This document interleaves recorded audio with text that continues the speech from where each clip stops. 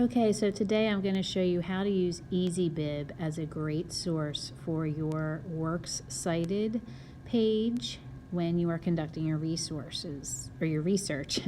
So easybib.com, you'll see at the top. When you go to this page, it will likely just have an orange button that says Create Citations.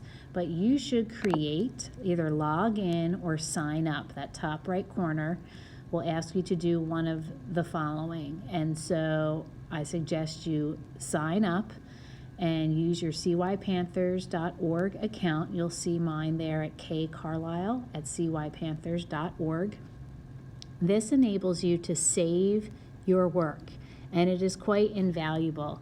I'm going to just scroll down here to show you that, look, I have all these great resources saved back from even a couple of years, projects that I did and places that save my research. I can go back to, edit, add to it, delete things that's going to help in my projects.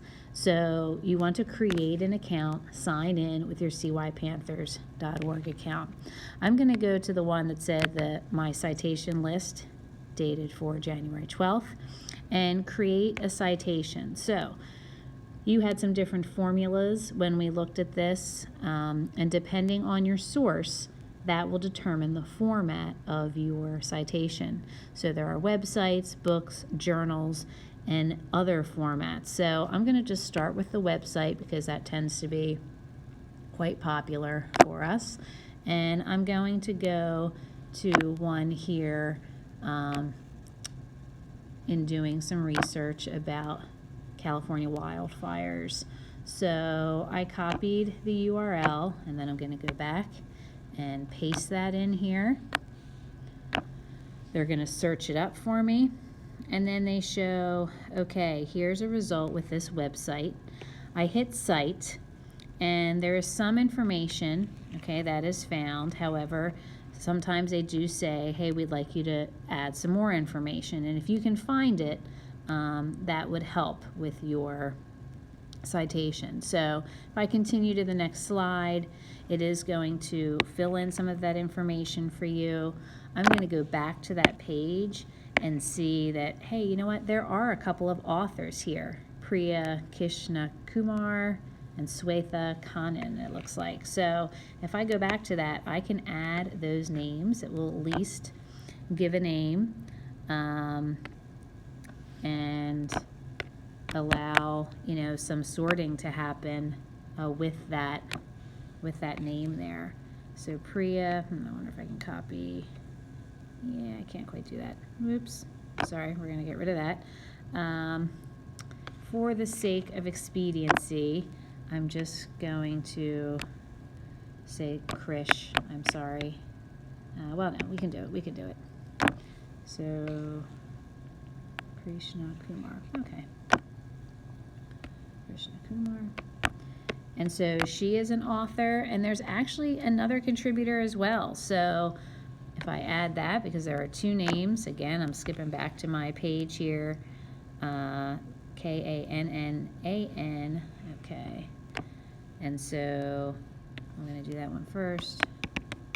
That's the last name, and then we have the first name, again, was Swetha, okay. So I have filled in those names. That's great. That's going to help with some of the editing of things. We say complete citation, and sometimes it does kind of give you this, which is something that you have to watch. So I will just say that in order to do the free formatting here, you will have to sit through a couple of ads, but it is worth it in the long run. So I still would encourage you to use it. There is two other sources, BibMe and Citation Machine, which could be options. But here it is. That has been generated, okay, this website, and it's all beautifully indented, and we have the italics where we need it. So it starts with the last name of an author, first name, and the second name of the author, which, darn, unfortunately, I do have a spelling error there. So I can even show you how you go back and manually fix that. We have the title of the page, the article in quotation marks, 2020 California fires. Los Angeles Times is the publication. Since they are also the publisher, they have Los Angeles Times again, and when it was printed. Okay, in this case, they're not actually saying when it was accessed, but that's okay. I'm going to edit the citation here. I just clicked on those 3 buttons, and because it gave us that strange spelling, it wanted to autocorrect, right? I'm going to fix that, and that's the way it should be correct. So we're going to update it, update the citation, and there it is. All right, I'm going to do another one. And this time in the drop-down box, you'll see if there are newspapers, online videos, advertisements, database, the Bible, all kinds of different things here, maybe a brochure, the chapter of a book. So if it's not just a book, but a chapter, you should be selecting that. There are different ways to include that. So I am going to go with right at the top here, the film or video, because that's also something that's probably kind of popular. And there was a news video here through CNN that had something about the wildfires. So again, I'm going to copy that link, and we can take that back here and add it. So it says, find your film, and then search that up, and that was indeed the title.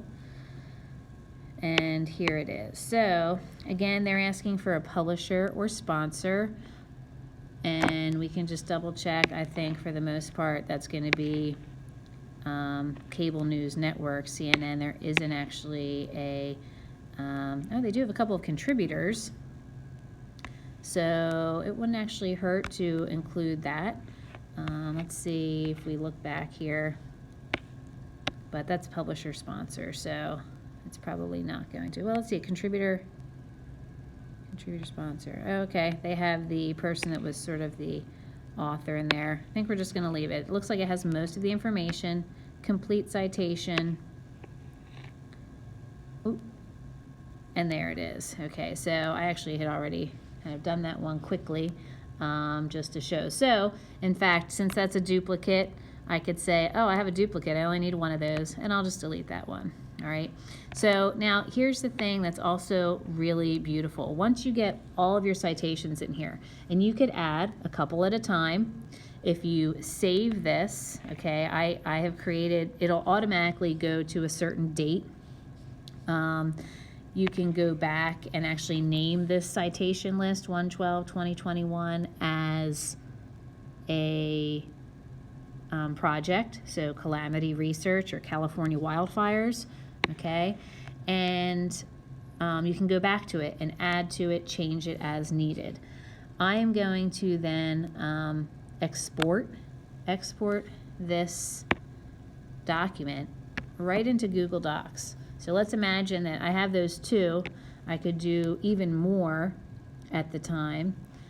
Connect your account to export. Okay, I thought I had it connected, but it's just asking me to choose the account. Go into Easybib. Okay, I have to do a quick sign in, and I'm gonna do that. Hopefully that was right, because I'm doing it quickly. And I'm going to allow it to get into my Google account. Haven't done this in a little while. Export. And it says, this is great, it's been exported. So now when you view your document, and you'll see that underneath that, it said something about Works Cited. It goes right in here, and look at that. The actual Works Cited page has been organized for you, has been completely set up and printed and ready to go. If you add to this and you have, a source from, Mr. Cummings or a textbook, where the author, the last name is Cummings, that's going to be between these 2. So you go back to Easybib, you add that citation, and when you export it again, it'll turn up right where it needs to, because these need to be in alphabetical order. Also, anytime you have that author name, it's easier to do an in-text citation. So we would have Chan, and we would have Krishna Kumar, okay, as our different our different in-text citations. So, and you can rename this back in your file and say, oh, okay, I want to know what that is. That's going to be my, my works cited, for the wildfires. And then it is right in your documents. So that is pretty exciting. That is how you use Easybib, and I hope you will put it to good use.